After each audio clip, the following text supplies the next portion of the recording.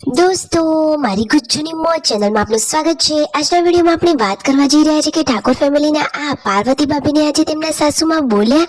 અરે કયા કારણથી બોલ્યા? તો દોસ્તો મિતાંશ માટે સ્પેશિયલ દેશી ઘી બનાવ્યું હતું અને એ તેમનાથી બળી ગયું। તમે વિડીયોમાં જુઓ કયા કારણથી બળી ગયું, તેમને કેટલું બોલ્યા, પછી આગળ શું વાત થઈ એ બધું જાણવા મળશે આપણને આ વિડીયોમાં।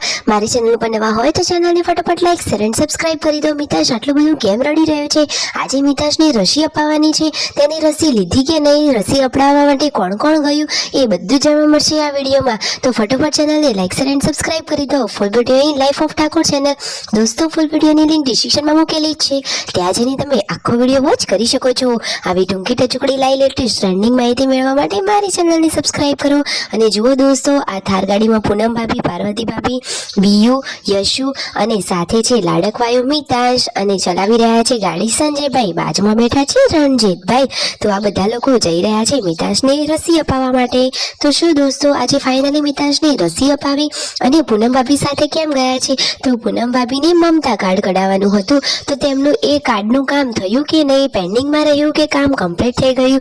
દોસ્તો આજે તો મિતાંશને રસી અપાશે, તો શું તે રડશે? ફાઇનલી તે રસીનો કમ્પ્લીટલી ડોઝ લેશે કે નહીં એ બધું જ આ વિડીયોમાં તમને જોવા મળશે। વિડીયોને સ્કીપ કર્યા વગર વિડીયોમાં બન્યા રહેજો તો બધી જ માહિતી ફટાફટ મળી જશે। જુઓ સંજયભાઈનું ડ્રાઇવિંગ પણ બહુ મસ્ત છે। ફાઇનલી તેઓ જુઓ પહોંચી ગયા છે ત્યાં દવાખાને અને મિતાંશને રસી અપાવી દીધી। મિતાંશ તો આજે ખૂબ બધું રડ્યો અને પૂનમ ભાભીના મમતા કાર્ડનું પણ કામ થઈ ગયું।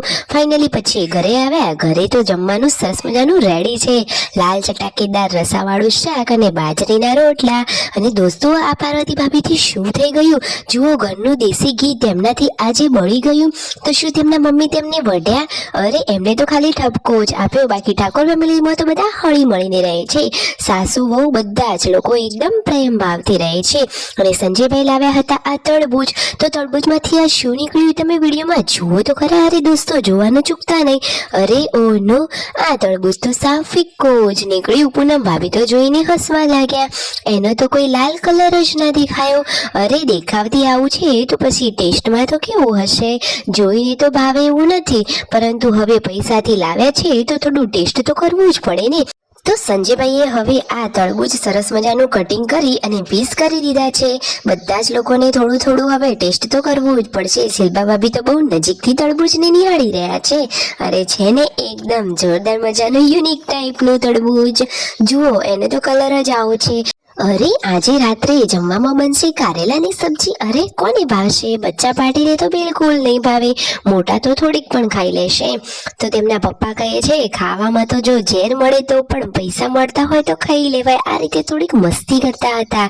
અરે દોસ્તો જુઓ તો ખરા કે આ પૂનમ ભાભી કારેલાનું શાક સમારી રહ્યા છે, તો સાલનો પણ યોગ્ય ઉપયોગ કરવો જોઈએ એવું સંજયભાઈ તેમને સમજાવી રહ્યા છે। જુઓ અને તેમના પપ્પા છોડવાઓને પાણી પાઈ રહ્યા છે। આ ફેમિલીના ઘર આગળ તો ઘણી બધી જગ્યા છે અને છોડ ઝાડવા એ બધું તો સરસ મજાનું વાવ્યું છે। ઠાકોર ફેમિલીની તો વાત જ અલગ છે। સંજયભાઈ જુઓ પૂનમ ભાભી સાથે મજાક મસ્તી કરી રહ્યા છે અને વાતોચીતો કરી રહ્યા છે।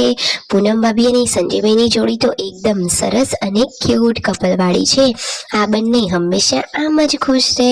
અને આ સંજયભાઈ શેના બીજ લાવ્યા છે?